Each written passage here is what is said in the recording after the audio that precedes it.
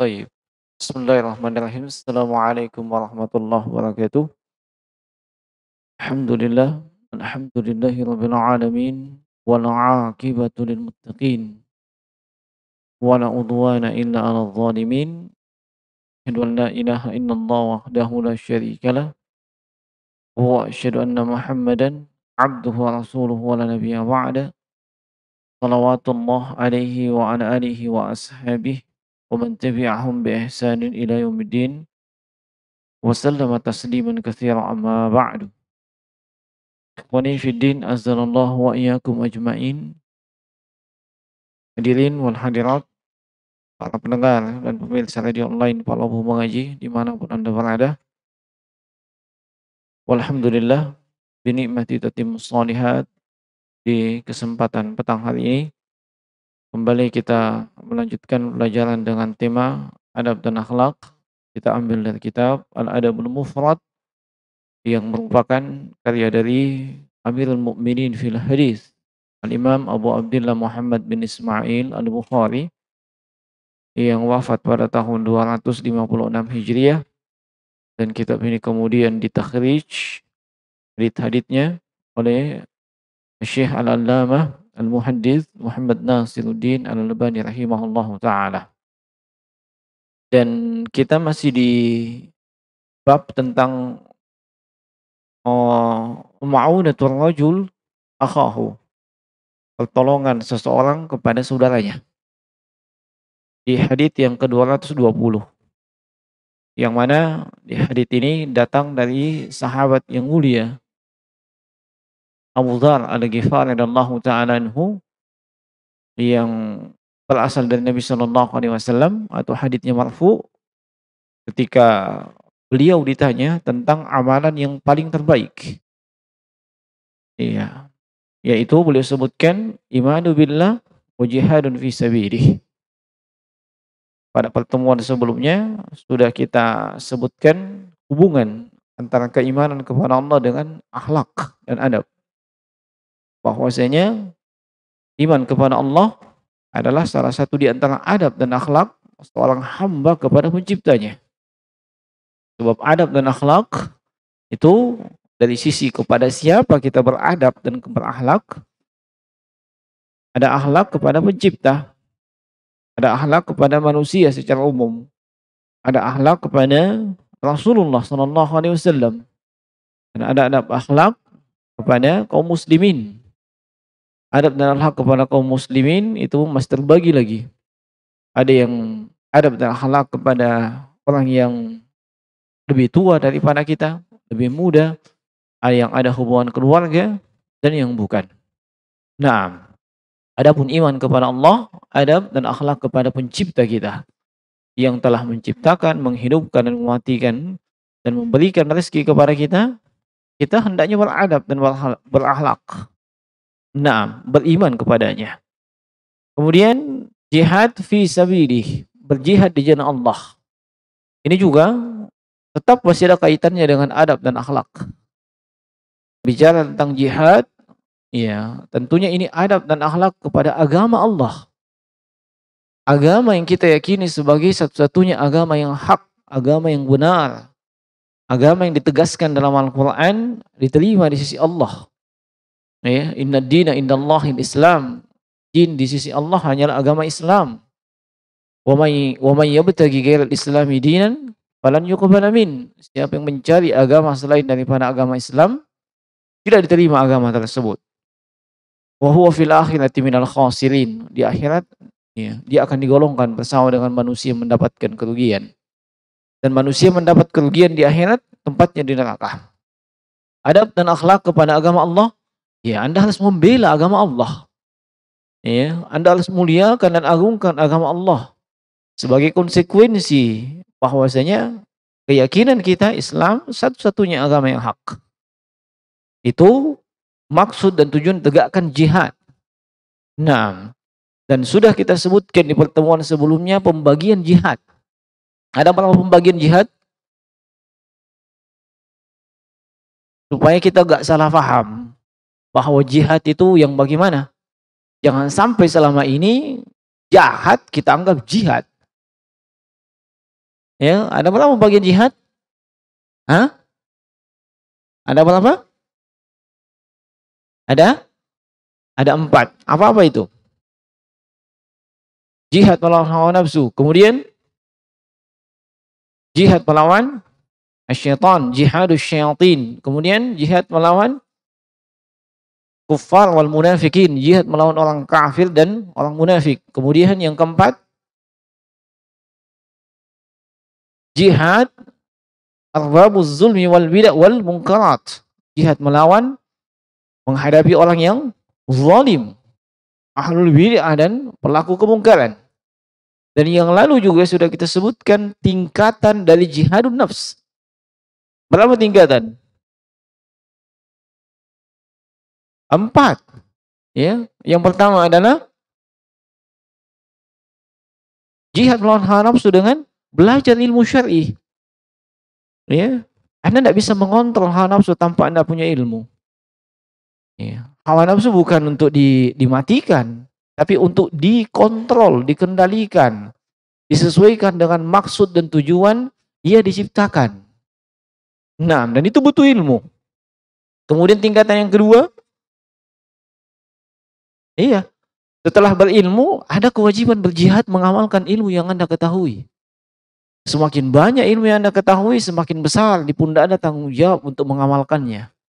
Sebab ilmu bukan hanya untuk diketahui, difahami, dikoleksi, dan dibangga-banggakan, tapi untuk diamalkan. Itulah maksud dan tujuan kita belajar. Kemudian yang ketiga, berjihad melawan hawa nafsu dengan menyebarkan ilmu sesuai dengan kemampuan kita. Ilmu yang sudah kita ketahui, kita sudah fahami, kita sudah amalkan, sebarkan. Amal dan sampaikan. Nah, yang keempat, bersabar. Bersabar ketika belajar, bersabar ketika beramal, bersabar ketika menyebarkan ilmu. Itu semuanya butuh kesabaran. Orang yang tidak sabar, dia akan futur di tengah jalan. Makanya orang yang tidak bersabar, dulunya penuntut ilmu, sekarang mantan penuntut ilmu.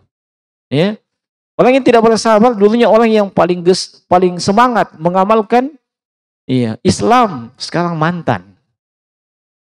Nah, dia tidak tahu lagi apa itu ajaran Islam. Nah, dan orang yang dulu tidak bersabar dalam menyebarkan ilmu, ingin langsung dapat hasilnya, dia jadi mantan dai. Nah, kenapa? Orang-orang yang terlalu semangat ingin lihat langsung hasil.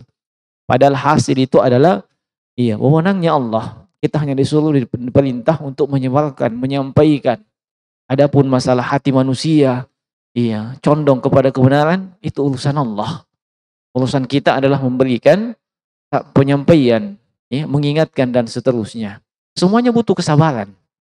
Sudah juga kita jelaskan, kesabaran itu pada tiga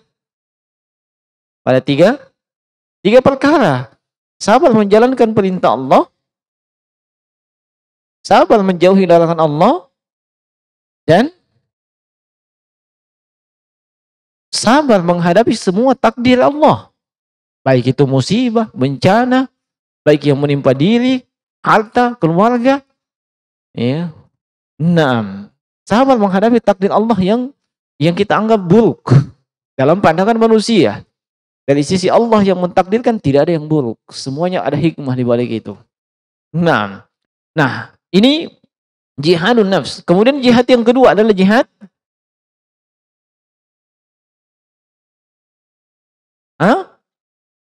jihad melawan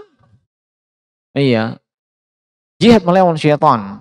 Nah, sebelum berjihad melawan syaitan, Anda mesti tahu senjata syaitan itu apa. Nah, dan sebelumnya juga mesti Anda tahu, mungkin ada yang selama ini sudah merasa KO dengan syaitan. Ya, kenapa? Syaitan itu musuh. Ya, berapa kali ditegaskan dalam Al-Qur'an, "Inna syaitana lakum aduwwun fattakhiduhu aduwwa." Ya, syaitan itu bagi kalian kata Allah musuh. Jadikan dia musuh. Ya, jadikan dia musuh. Jangan jadikan jadi teladan, jadi panutan. Iya. Nah, kok apakah ada yang jadikan syaitan sebagai teladan panutan? Ada. Ya. Nah, apa contohnya? Lihat perbuatan syaitan. Innama yuridu syaitanu ayyuqi'a bainakumul adawata wal fahsya. Syaitan itu kebiasaannya apa? Menyebarkan kekejian. Syaitan itu kebiasaannya apa? Menjadi penyebab terjadinya permusuhan di antara manusia. Nah, kalau ada manusia seperti itu, dia sama saja mencontoh syaitan. Nah, sombong. Itu juga warisan syaitan yang banyak diwarisi oleh manusia. Iya, ingat kita punya bapak moyang Nabi Adam alaihissalatu wassalam. Iya. Kenapa sampai belum dikeluarkan dari surga? Melakukan satu kesalahan. Nah, dan kenapa syaitan bisa dikeluarkan dari surga? Kan hanya satu, sombong. Satu je penyebabnya sombong. Iya. Nah, apa itu kesombongan? Sombongan itu ada dua kata Nabi. Yaitu batalal haq wa ghamtun nas, menolak kebenaran. Ada orang yang tidak mau terima kebenaran. Kenapa? Tidak sesuai dengan kebiasaannya. Tidak sesuai dengan hawa nafsunya. Tidak sesuai dengan yang dia inginkan. Dia tolak kebenaran. Sombong itu. Kemudian yang kedua, ghamtun nas, merendahkan manusia. Merendahkan orang lain. Syaitan itu yang dia lakukan. Apa kata syaitan yang Allah abadikan dalam Al-Quran? Iya, ketika diperintah untuk sujud kepada Nabi Adam, apa katanya? Iya, ana khairu minhu, saya lebih baik dari si Adam. Iya, saya the best dari Nabi Adam. Kenapa? Khalaqtani min nar wa khalaqtahu min tin.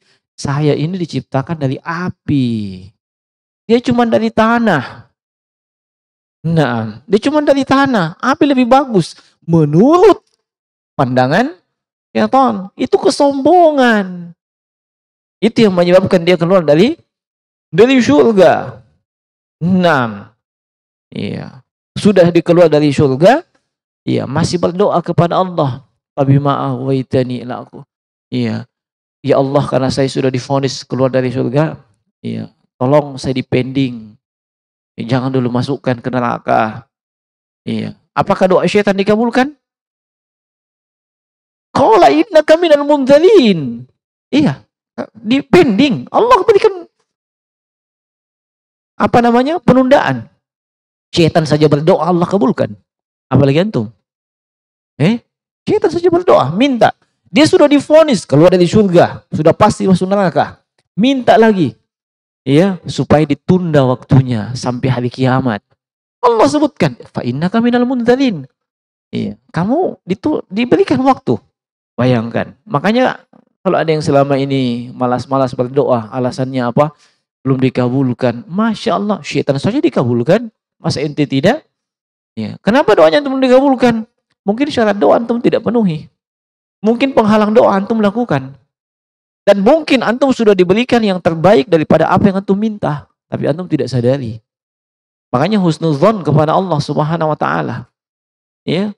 Kemudian di antara kalangan manusia yang menjadikan syaitan sebagai teladan, kebiasaan syaitan menjadikan kebiasaan juga. Apa itu? Yang kadang diremehkan dan dianggap sepele. Apa itu? Makan minum dengan tangan kiri.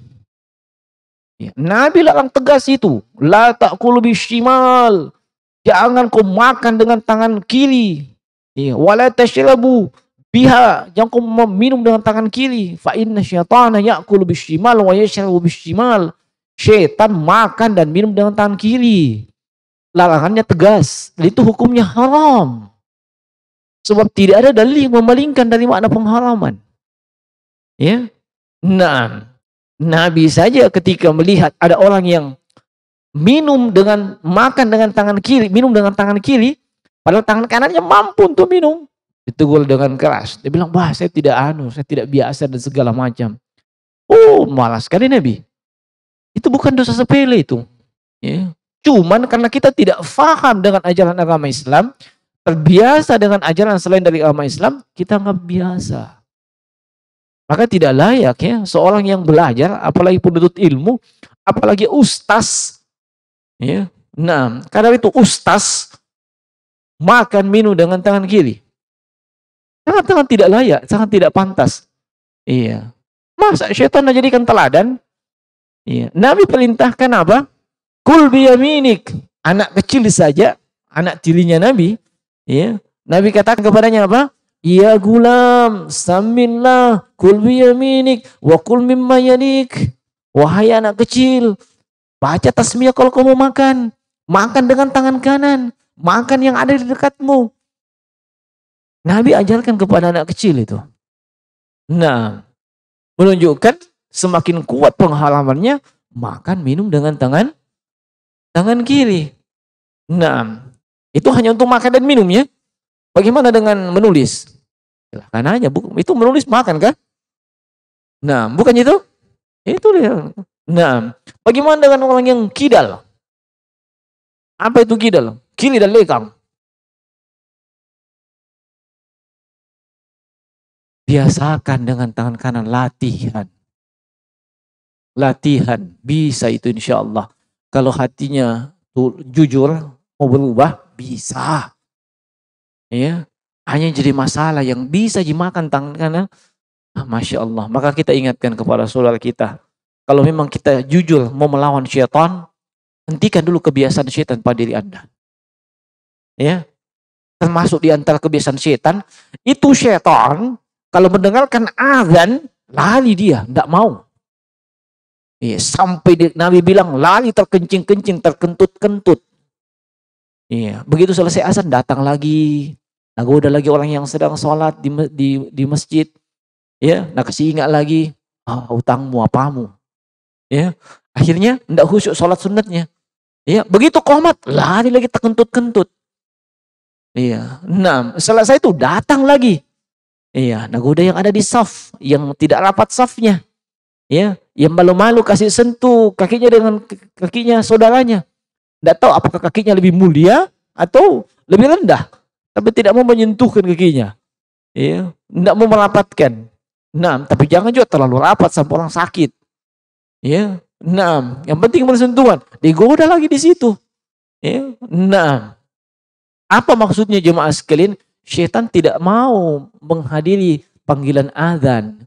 Tidak mau dengarkan, jangankan menghadiri panggilan azan. Dengan azan tidak mau. Apakah ada manusia seperti itu? Banyak.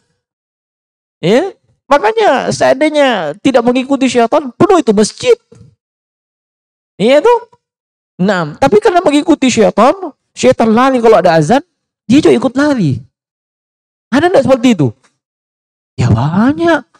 Syaitan lari kalau ada azan, dia juga ikut-ikutan lari. Tidak mau dengar. Nah, maka itu dulu dikasih singkirkan dari kita. Kebiasaan syaitan dari dalam diri kita. Bagaimana mau jihad melawan syaitan? Ya, syaitannya mungkin ketawa-ketawa aja. Masa sesama teman saling bagus ikut? Ya, nah, kau bilang syaitan musuh. Nah, kebiasaannya syaitan kau pakai. Ya, makan tidak baca bismillah apa segala. Ini bal kebiasaan sehari-hari. Ya, bal kebiasaan sehari-hari. Iya. Nah, bahkan ada orang yang sebenarnya suka dikencingi sama syaitan. Iya, nah suka sekali dikencingi sama syaitan, tapi dia santai sekali. Iya. Paham maksudnya? Iya, orang yang ketiduran. Iya, tidak sholat subuh. Nah, itu dikencingi sama syaitan. Nah, kan satu kali. Tidak apa-apa kalau satu kali, tidak sengaja. Tapi kalau satu kalinya kali 30 kali dalam satu bulan. Nah, suka dikencingi sama syaitan. Nabi bilang barangkali tidak. Nabi bilang, enak kayaknya dikencingi sama syaitan. Padahal itu mau jihad melawan syaitan. Jihad apa? Ya, nah, jihad melawan syaitan, iya. Syaitan itu memerangi manusia untuk merusak agama dan merusak agama dan ibadah mereka. Bagaimana caranya? Dengan dua senjata. yaitu syubhat dan syahwat. Itu senjatanya syaitan. Kenali senjata musuh, Anda bisa siapkan, prepare bagaimana melawannya. Ya, pertama dengan apa? Dengan syubhat. Nah, apa itu syubhat? Keraguan, kerancuan.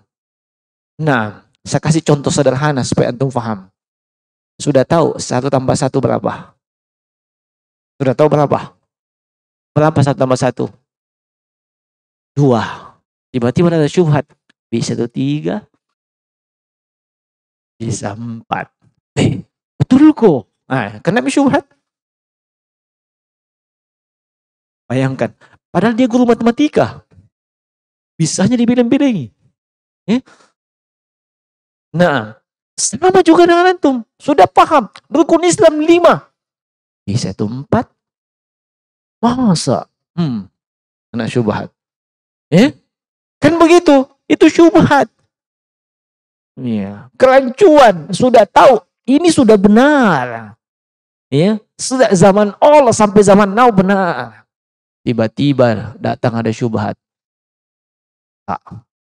Begitukah? Sudah. Contoh syubhat yang paling kacau sekarang ini kalau saya nonton di YouTube. Tidak selamanya Islam itu benar. Inna dina indallahi Islam. Agama di sisi Allah itu Islam. Ya, kalau pemahamannya seperti itu pemahaman S1. Pemahaman S1. Kalau pemahaman S3, yang penting kau ajarkan keselamatan. Islam kan keselamatan. Selamat maka itu.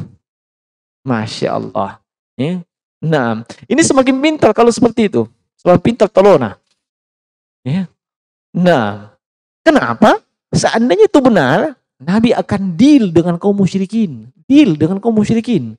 Sudah dapat tawaran dari kaum musyrikin. Halimmu ya Muhammad, na'budu ilahaka sanatan wahidan.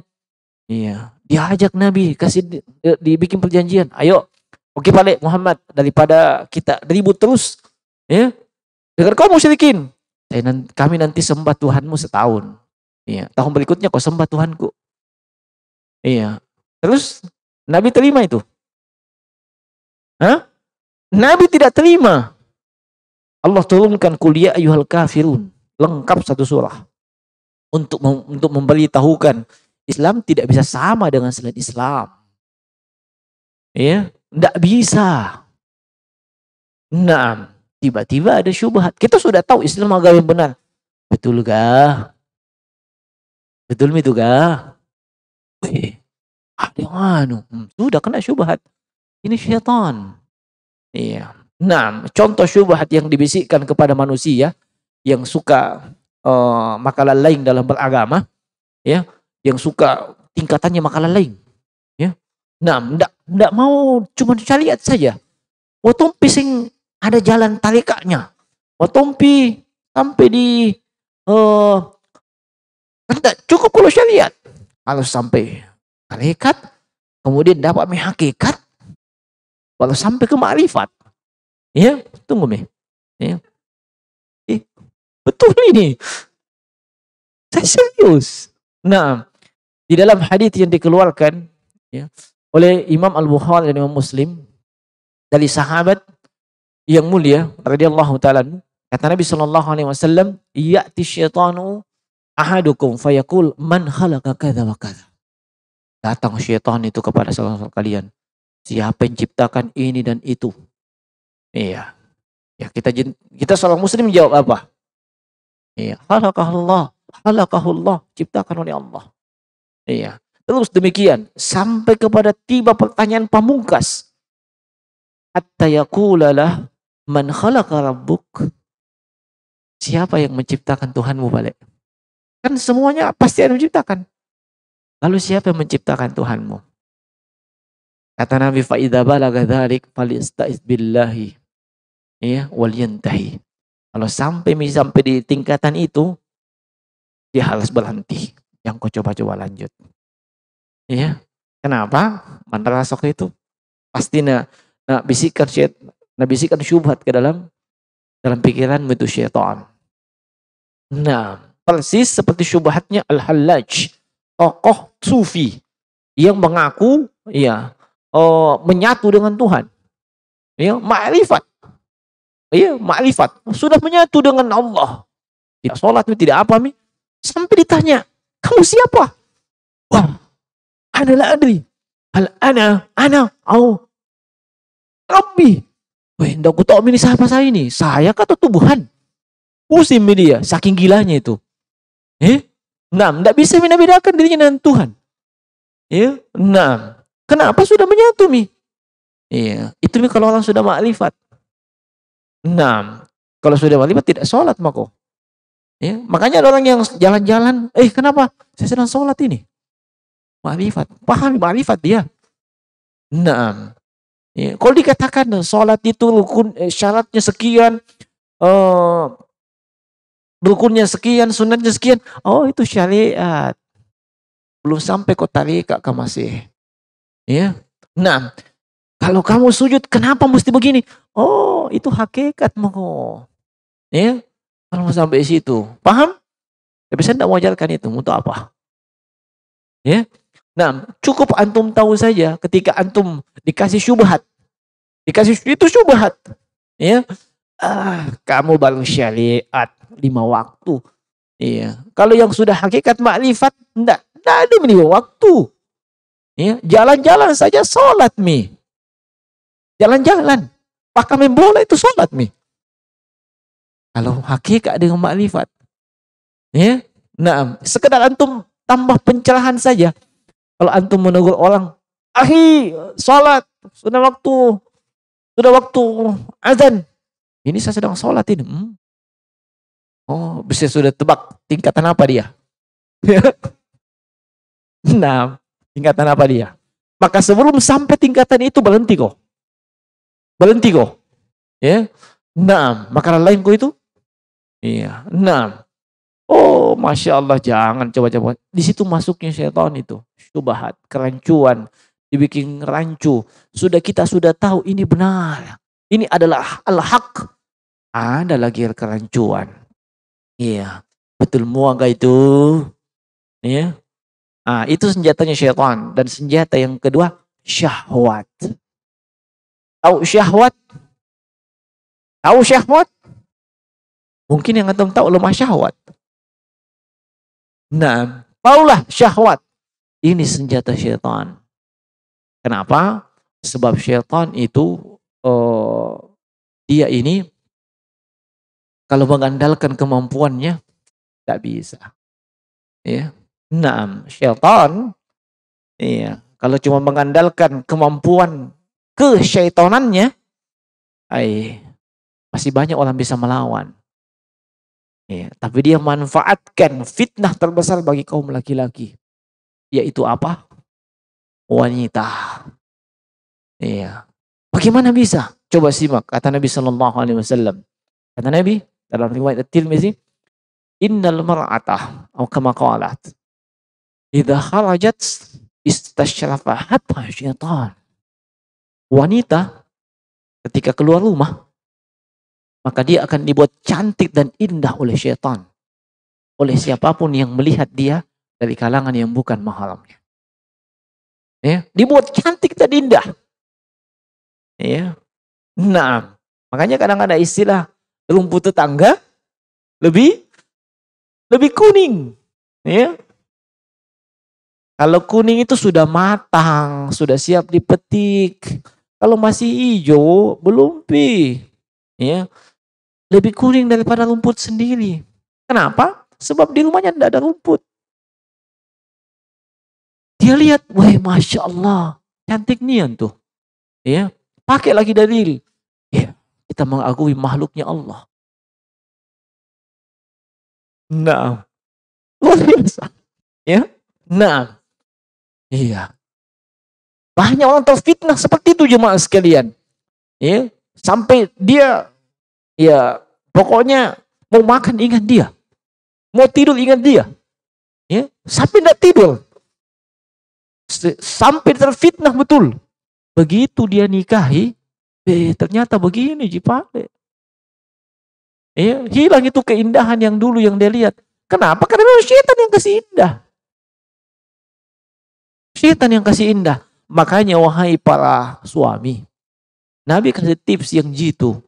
Ya, kalau antum terpesona dengan wanita yang ada di luar sana yang bukan mahram, bukan yang halal untung, pulang ku cepat. Pulang ku cepat. Kenapa? Yang di rumah itu sama pisik dengan kulit itu. Tidak ada bedanya. Sama. Ya. Betul enggak? Betul. Ya. Sama-sama perempuan. Ya. Nah, tapi yang di rumah itu halal. Yang itu haram. Itu untuk suami. Jangan tunda. Kok terpesona? Tetanggamu kah? Ya. Apa muka lihat? Masya Allah. Pulang ku cepat ke rumah. Kemudian, untuk para istri yang menyimak dan mendengarkan ini, kalau suamimu pulang tiba-tiba, tidak ada angin, tidak ada hujan, jangan kau bilang kenapa kok. Pokoknya, daripada nasang bakin tidak halal, terfitnah, belakangan kau curhat sama saya, suamiku selingkuh. Kayak banyak curhatan belakangan ini. Saya bilang, memang. Iya. Makanya kalau pulang suamimu, jangan kau tanya. Balik di pintu, kasih tanya, habis beras. Pokoknya, masa mau ke dulu sini.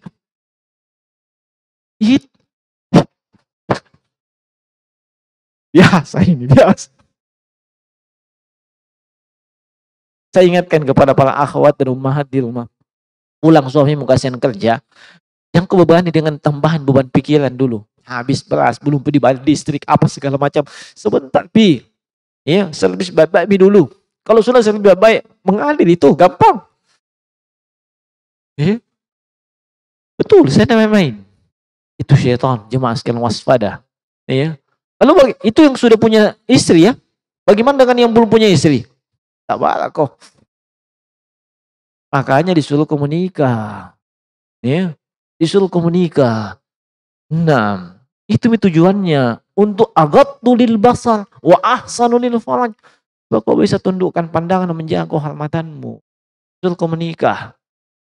Iya, mungkin muncul lagi sudah menikah tapi tanpa jadi-jadi, menikah lagi. Itu kan halal dibandingkan kau pergi selingkuh. Ya, 6. Dan jangan coba-coba memuluskan, iya, apalagi jadi agennya syaitan. Apa itu? Menjadikan orang suami dan istri berpisah atau bercerai. Jangan coba-coba. Ya, itu, iya, seandainya bisa saya bahasakan, begitu ada suami dan istri cerai, setan berpesta bola. Meraih kemenangan yang besar. Iya. Jangan Anda jadi penyebab seperti itu. Ya, menyebabkan suami dan istri berpisah. Kenapa? Kau pergi selingkuh sama istrinya. Ya, atau kau pergi selingkuh sama, iya. Atau tidak selingkuh ji. Iya, mau menikah lagi. Nah, cari yang sesuai beda dengan Nabi, janda. Iya. Memang sunnah menikah janda? Tidak mesti. Iya, cari janda, tapi tidak lupa, nak kasih janda istrinya.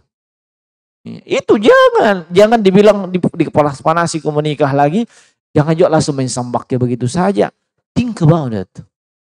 Pikir baik-baik dulu. Iya. Termasuk pikir kemampuanmu kah masih.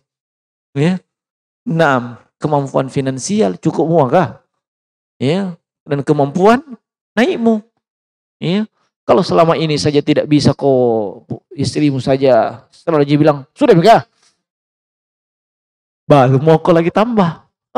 UGD udah apa?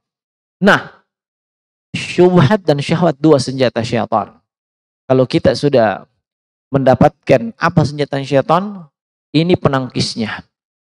Dengan syubhat dilawan dengan ilmu. Kerancuan, hal-hal yang tidak beres, tidak jelas benar atau salah. Anda mesti punya ilmunya tentang itu. Ya. Nah, dan syahwat dilawan dengan as-sabru, dengan kesabaran. Nah, itu senjata untuk melawan syaitan. Makanya orang yang mengaku berjihad melawan syaitan, dia harus punya dua senjata itu. Dia harus punya ilmu dan dia harus punya stok kesabaran. Dan tidak ada ceritanya dia katakan kesabaranku hampir habis.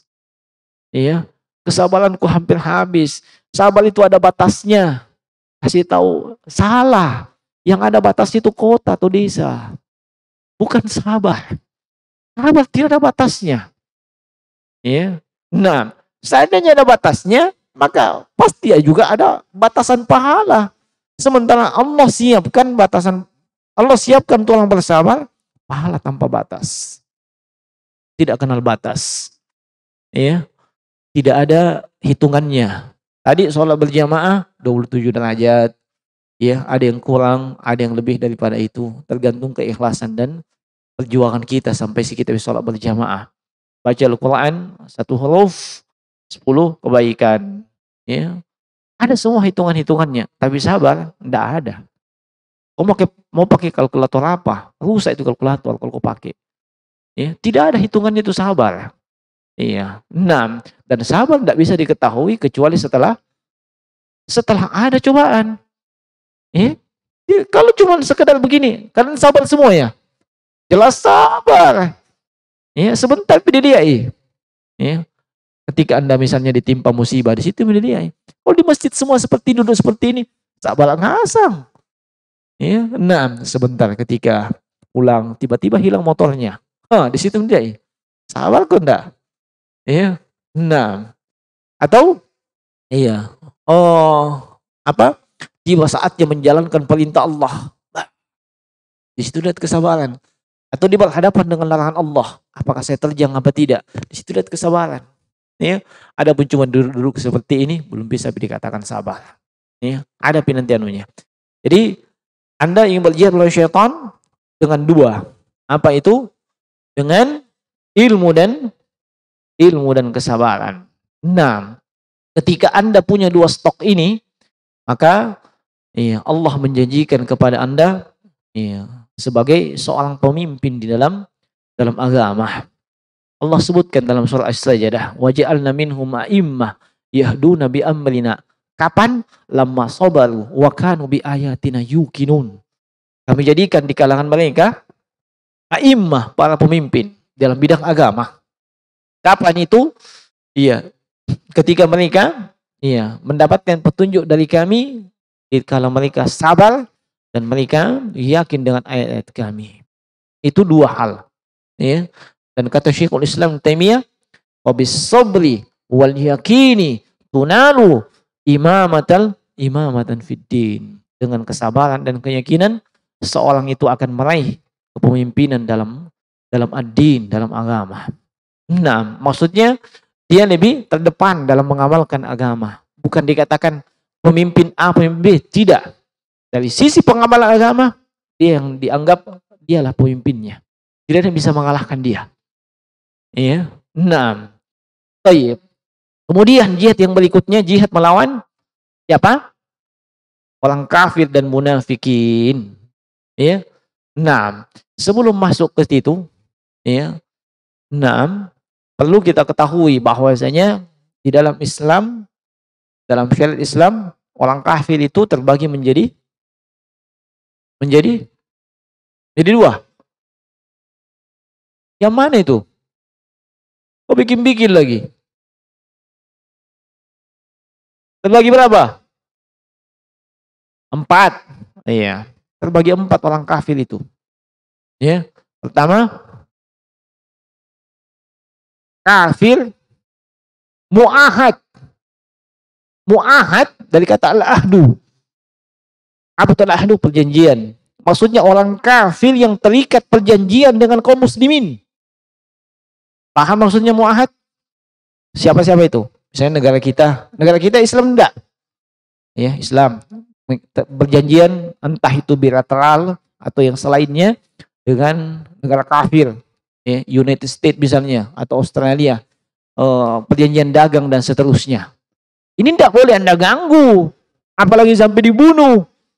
Dia datang ke Indonesia, jangan kau ganggu, musambaki, jangan. Ya, Nabi ngancam itu. Ya, sallallahu alaihi wasallam, "Man qatala mu'ahadan lam yajid rihal jannah." Siapa yang membunuh orang kafir mu'ahad, dia tidak akan cium bau surga. Ya. Yang coba-coba orang datang ke sini berdagang. Iya. Kopi langsung anu. Kenapa? Kafir. Masya Allah. Ya. Nah, ini kafir mu'ahad. Kemudian yang kedua adalah kafir musta'man. Dari kata lamnu. Iya, keamanan. Maksudnya orang kafir yang mendapatkan jaminan keamanan dari pemerintah Indonesia, dari pemerintah Islam. Seperti apa contohnya? Turis yang datang. Turis datang ke Indonesia dengan menggunakan paspor plus visa. Visa itu apa? Izin tinggal. Dengan keluarnya visa itu sudah menjamin keamanan dia tinggal di Indonesia selama jangka waktu yang ada dalam visanya. Anda tidak boleh ganggu. Tidak boleh diambil hartanya. Tidak boleh dilukai. Apalagi sampai dibunuh. Haram. Orang kafir musta'man yang mendapat jaminan keamanan. Ya. Yang ketiga adalah kafir zimmi. Siapa itu kafir zimmi? Orang kafir yang tinggal bersama dengan kaum muslimin di negara mereka. Paham itu yang mana? Tidak perlu jelaskan ya. Iya, itu tanggamu sana. Ya, kafir zimmi itu. Nah, sudah 3. Yang keempat adalah kafir harbi. Ini kafir harbi, kafir yang memerangi kaum muslimin. Ya, baik pikiran maupun dengan tenaga mereka. Itu yang sambaki. Yang 3 ini. Ini kafir harbi. Sekarang saya tanya, ada kafir harbi di Indonesia? Ada kafir harbi di Indonesia? Ada yang selama ini sambak ikut siang malam? Siapa? Ada enggak? Saya tanya, ada tidak? Ya? Ada? Iya, kalau begitu, atas dasar apa antum kumandangkan jihad di Indonesia? Apa dasarnya? Ya? Jihad apa?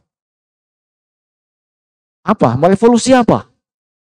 Revolusi apa mau ditegakkan kah? Hah? Revolusi apa mau ditegakkan? Saya mau menghalalkan jihad. Revolusi akhlak. Ya.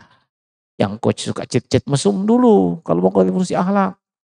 Yang suka menarikan diri dulu ke negaranya orang.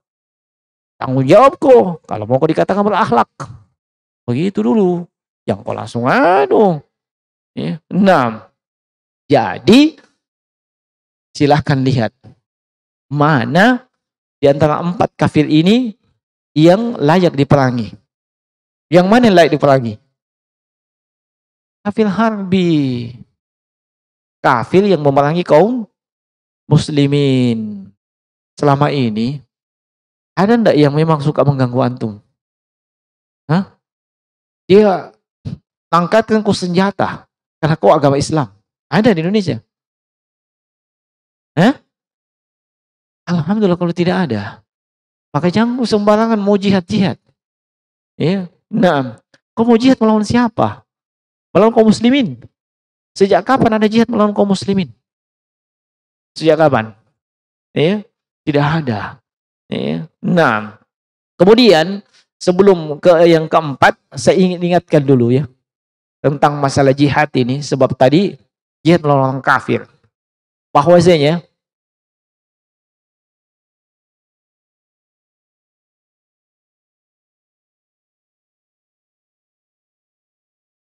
jihad melawan orang kafir itu adalah salah satu sarana.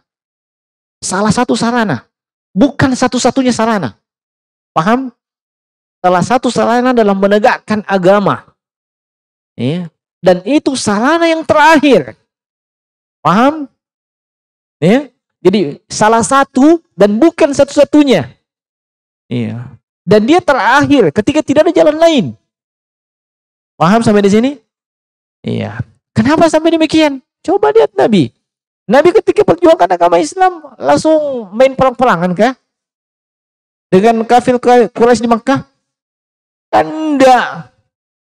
Ayat-ayat yang turun ketika itu bukan tentang qital, bukan tentang jihad, bukan tentang perang, tapi tentang hijrah.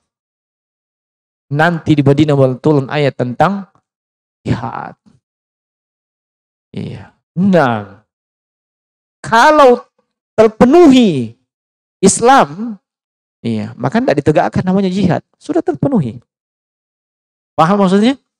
Makanya tingkatan ketika menyampaikan agama didakwai, diajak. Setelah itu la ikraha fiddin, dalam paksaan dalam agama. Kecuali kalau dia melawan kaum muslimin. Baru kita melawan. Ya. Nah, paham maksudnya? Paham. Jadi itu bukan itu salah satu, bukan satu-satunya.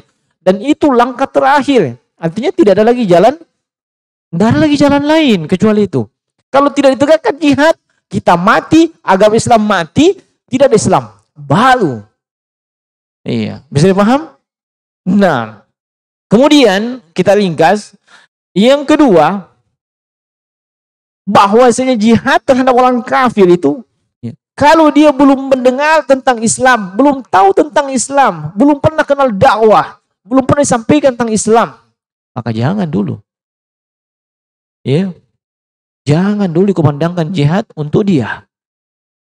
Nah, seharusnya dia kenapa? Seharusnya kaum muslimin memberikan dulu tahapan-tahapan, tawarkan Islam padanya. Ya, seperti Nabi SAW menawarkan Islam kepada pembesar Romawi. Ya. Nah, Islam apa? Aslim taslam. Kau masuk Islam, iya, kau akan selamat. Nabi tawarkan Islam dulu. Tidak langsung diumumkan perang. Tawarkan dulu keislaman. Kalau tidak mau masuk Islam, jizyah. Pajak. Kalau dia bayar pajak. Sebab dia tinggal di negeri kaum muslimin.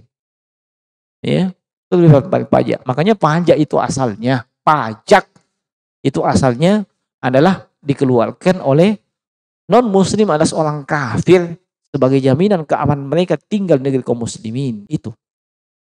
Nah, di Saudi ada pajak enggak? Enggak ada pajak. Kenapa? Orang kafir enggak ada di sana. Ya. Kaum muslimin dibebani pajak, sudah zalim. Kenapa? Mereka tidak ada kewajiban zakat. Itu lebih wajib itu zakat. Tapi ya, dikena juga pajak. Semuanya ada pajak saat ini. Ya. Mungkin menikah juga ada pajaknya ya. Itu bikin lama kok kah? Ada pajaknya? Ada tidak? Tidak ada. Apa tadi kau bikin lama nu? Tadi sudah juga bayar pajak. Astagfirullah. Nah, kemudian selagi masih nampak dan terdengar di sebuah negeri, iya, ada syiar Islam, maka haram mengumandangkan jihad kepada mereka. Haram mengumandangkan jihad kepada mereka. Iya. Dahulu Rasulullah SAW biasanya sebelum melakukan penyerangan kepada sebuah wilayah, sebuah negeri, biasanya menunggu sampai waktu subuh. Menunggu sampai waktu subuh. Tujuannya apa? Kalau terdengar azan subuh dan tersebut, kuffu aidikum, tahan tangan kalian. Iya. Mungkin ada yang mengatakan, kan satu di masjid azan, yang lain tidak. Itu sudah ada syiar Islam di sana. Dan itu tidak diganggu syiar Islam. Tegak azan. Atas dasar apa kau mau jihad ke sana? Oh, mungkin dibilang di sana banyak orang munafik. Nabi saja bilang kufu aidikum, tahan tangan kalian. Ya. Jangan kalau sudah terdengar azan di sana, itu syiar Islam ya. Syiar Islam yang nampak. Itu menunjukkan bahwa negeri tersebut negeri muslim. Sekarang saya tanya, di Indonesia dikumandangkan azan apa tidak? Dikumandangkan azan apa tidak? Dikumandangkan azan. Ada yang ganggu orang azan? Ada yang ganggu azan? Tidak ada. Maka negeri kita negeri muslim. Ya. Atas dasar apa orang itu mengumandangkan jihad kepada orang Indonesia? Pasang bom kiri kanan. Ya. Nah, sementara di sini tegak yang namanya syiar Islam, bukan cuman azan, sholat berjamaah, puasa Ramadan, tegak semua kan? Nabi cuma kasih satu syarat, tegak satu syiar. Kalau azan sudah terdengar, kufu aidikum, tahan tangan kalian. Apalagi kalau Syiah Islam ada di negeri tersebut. Ya. Makanya saya kadang heran, atas dasar apa mereka ini ya, melakukan pasang bom kiri kanan alasannya jihad. Jihad yang mana ini? Ya, pusing tuh nggak saya? Nah, iya. Tapi alhamdulillah ditangkap semua ya. Ya, tapi ingat jemaah sekalian, iya, eksekutor lapangan itu belum ada apa-apanya. Ya, yang namanya fikrah irhab, bahasa Arabnya, pemikiran terorisme itu di kepala. Ya. Kalau di zaman all ada namanya sekte Khawarij Qaidiyah. Apa itu sekte Khawarij Qaidiyah? Dia tidak pernah angkat senjata, tidak pernah pasang bom, tidak pernah mengganggu, tapi dia yang memprovokasi lewat ceramahnya, lewat tulisannya, lewat statusnya. Dia tenang di belakang layar.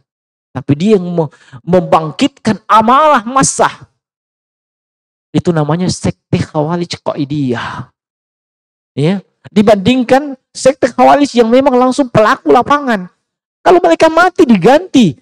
Kenapa? Pengkaderan jalan. Ya, pemikiran irhab, fikra irhabiyah tetap dikasih jalan.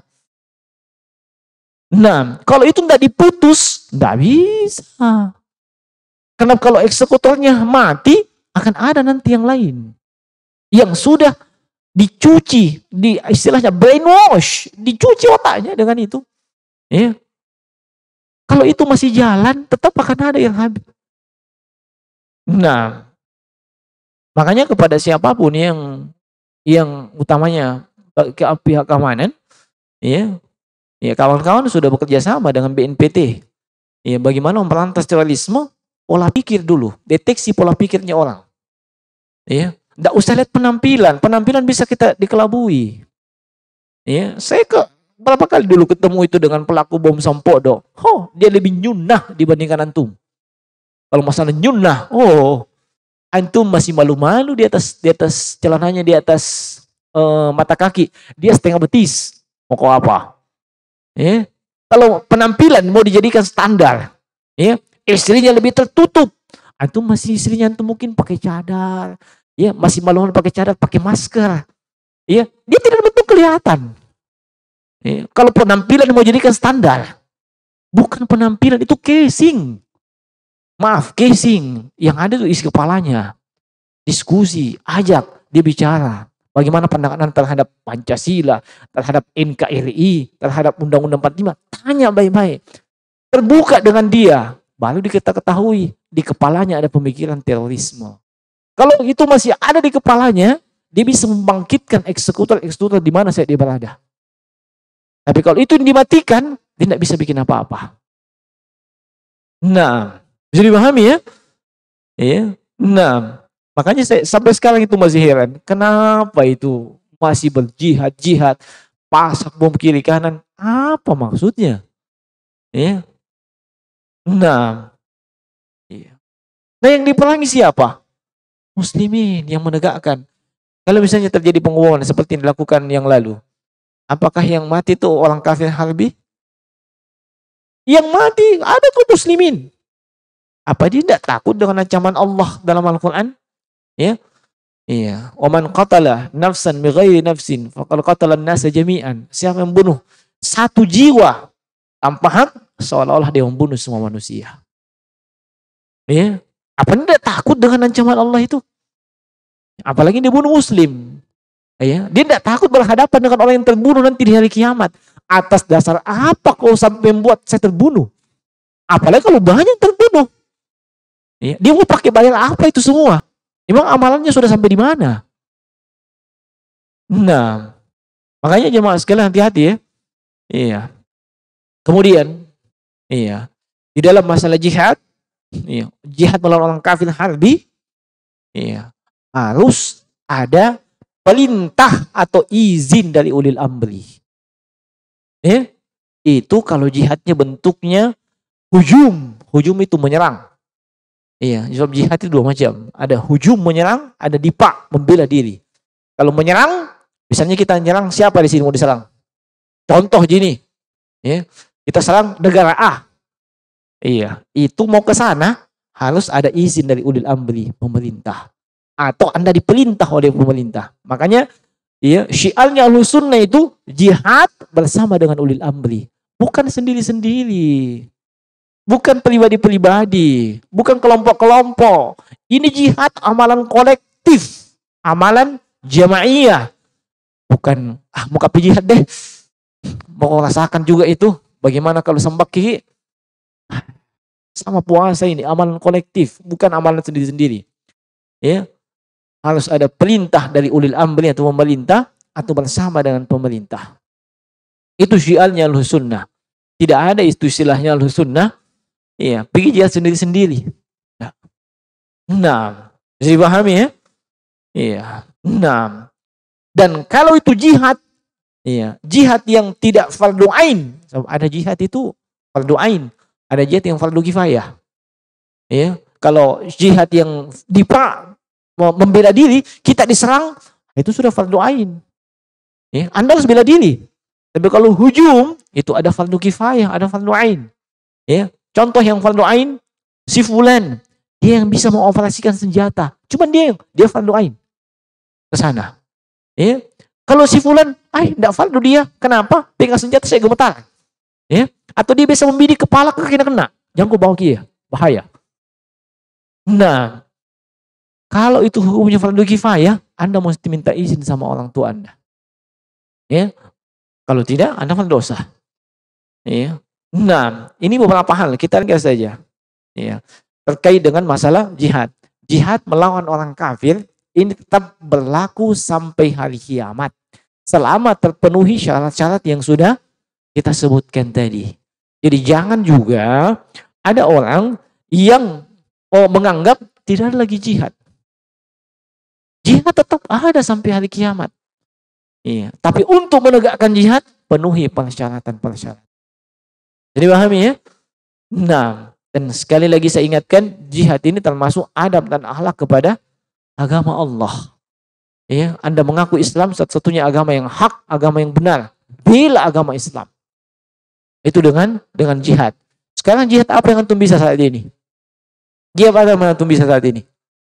Saat ini jihadun nafs. Antum belajar ilmu, mengamalkan ilmu, sebarkan ilmu, sabar di atas belajar. Itu dulu jihadun nafs. Adapun yang lain, silahkan sesuai dengan kemampuan. Ya, iya, silahkan sesuai dengan kemampuan dan ilmu yang antum ketahui. Nah, cukup ya. Iya, sekedar pencerahan apa itu jihad dan bagaimana itu jihad. Iya, supaya kita tidak salah paham.